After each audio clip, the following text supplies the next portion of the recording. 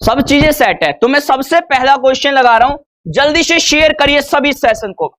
ये देखिए सबसे पहला क्वेश्चन आपकी स्क्रीन के ऊपर, इस तरह का सिंप्लीफिकेशन का क्वेश्चन मान लीजिए आपके एग्जाम में आता है, तो हम इस तरह क्वेश्चन को कैसे करेंगे, ध्यान से देखिए। मान लीजिए इस तरह का क्वेश्चन आता है, तो हम लोग इस तरह के सवालों को कैसे करेंगे एग्जाम में। आपको क्या दिया गया है, क्वेश्चन में इतना सा आपसे पूछा, यहां कोमा लगा लेना, क्वेश्चन में इतना सा पूछा 25.12 गुना में 37.5 की वैल्यू कितनी है, 942 है। तो 2512 और गुणा में आपको दिया है 0.00375 का मान बता दीजिए। क्या बता दीजिए, मान बता दीजिए। अब मुझे बताइए, अगर मैं इस वाले नंबर को ऐसे लिखना चाहूं तो मैं क्या करूंगा, ध्यान से देख के बताना। तो आप कहेंगे सिर्फ 2512 गुणा में आपका ये जो दशमलव है, कौन से वाला, ये दशमलव 2 अंकों पे और ये 1 अंकों पे। अगर मैं बात करूं सीधे मैं लिख पाता 375 के पीछे दशमलव लगा देते। कहां लगा देते बच्चा, अगर मैं इसी चीज को सिंपल सा लिखता तो यहां पे लगा देते, लेकिन हमें चाहिए क्वेश्चन में क्या, हमें चाहिए क्वेश्चन में 5 अंकों पे दशमलव। 5 अंकों पे दशमलव लगाएंगे तो यहां पे 2 जीरो और गुणा में 100 अगर मैं करूं तो इसकी वैल्यू किसके बराबर होगी, 942 के बराबर होगी। यस और नो बताइए।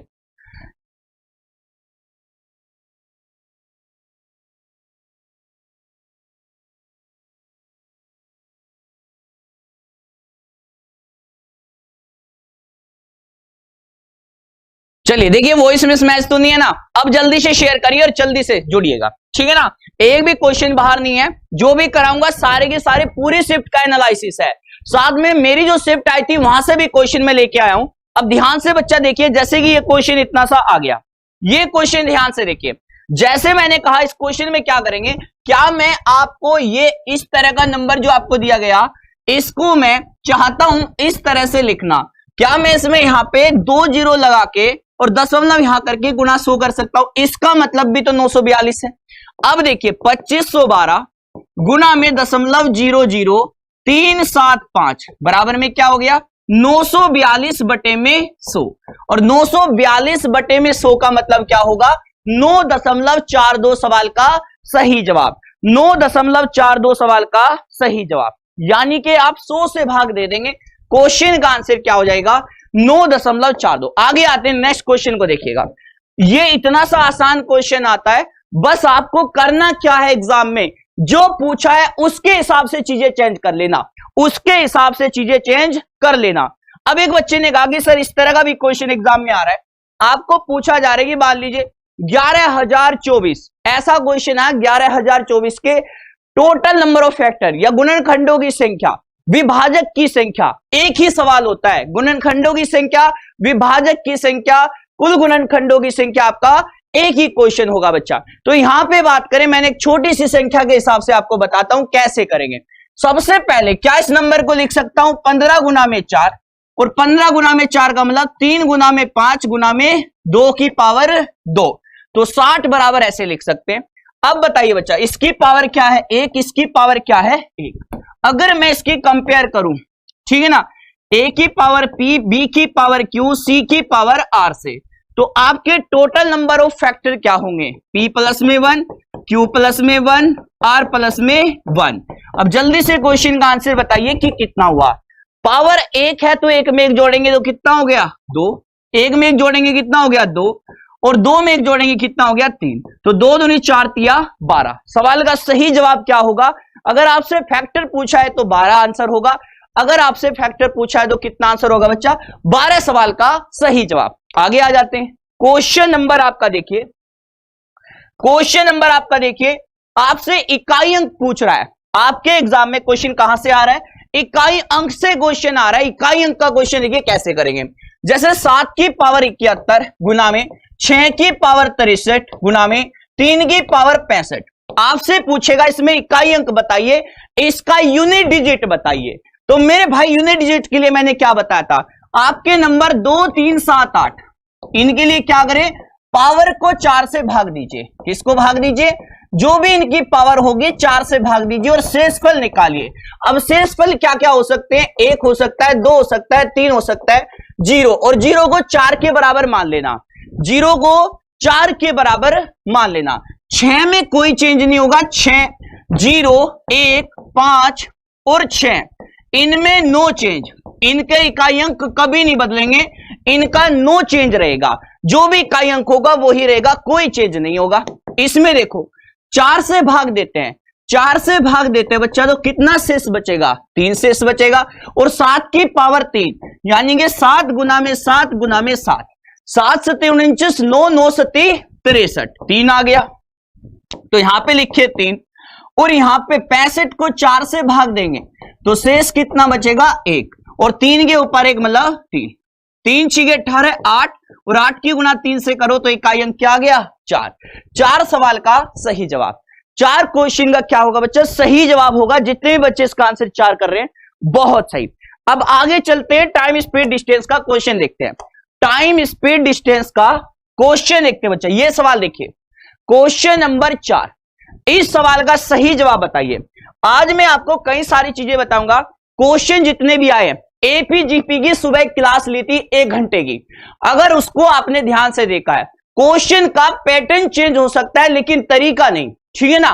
क्वेश्चन अलग अलग पूछा जा सकता है, डिजिट चेंज हो सकती है लेकिन तरीका चेंज नहीं हो सकता, तो ध्यान से उस क्लास को देख लेना बच्चा। और ये क्वेश्चन देखिएगा, एक आदमी 11 घंटे में एक यात्रा पूरी करता है, वह यात्रा के पहले आधे भाग को 25 किलोमीटर प्रति घंटा की गति से और दूसरे भाग को 30 किलोमीटर प्रति घंटा की गति से यात्रा करता है। यात्रा में चली गई कुल दूरी आपसे पूछेगा, तो कैसे निकालेंगे भैया, आपको स्पीड के बारे में पता है, हम अपने हिसाब से दूरी और समय का रेशियो निकाल सकते हैं। कैसे, ध्यान से देखिए, हमें किसके बारे में पता है, स्पीड के बारे में। स्पीड क्या है 25 किलोमीटर पर आवर, आपकी स्पीड क्या है 30 किलोमीटर पर आवर। मैंने मान लिया कि जो मेरी टोटल दूरी है वो क्या है 150 है, तो 25 से जाऊंगा तो कितना समय लगेगा 6, 30 से जाऊंगा तो कितना 5, और टोटल समय हमारे हिसाब से कितना है 11, और इनके हिसाब से कितना है बच्चा, वो भी 11 घंटे के बराबर। मतलब हमारी जो दूरी है, कितनी दूरी, आधे भाग की दूरी, तो आधे भाग की दूरी कितनी है बच्चा, वो 150 किलोमीटर है, तो पूरी दूरी कितनी होगी 150 गुना में 2, तो आंसर कितना हुआ 300 किलोमीटर सवाल का सही जवाब। 300 किलोमीटर सवाल का सही जवाब। आ रही है बात समझ में भाई, आधी दूरी चलना तो वो 25 की चाल से, आधी दूरी चला वो 30 की चाल से, तो मैंने मान लिया कि भाई आधी दूरी ये और आधी दूरी ये, तो d/2 करके मैं इसको लेके आया। मैंने देखा 11 घंटे लगते हैं हमारे हिसाब से और इनके हिसाब से भी 11 घंटे, तो 150 किलोमीटर मतलब हमारे हिसाब से आधी दूरी है, तो पूरी दूरी क्या होगी 300 किलोमीटर। आगे आ जाते हैं, नेक्स्ट क्वेश्चन देखिएगा, क्वेश्चन नंबर 5। अब इस तरह के सिंप्लीफिकेशन के क्वेश्चन बता दीजिए आ रहे हैं कि नहीं आ रहे हैं।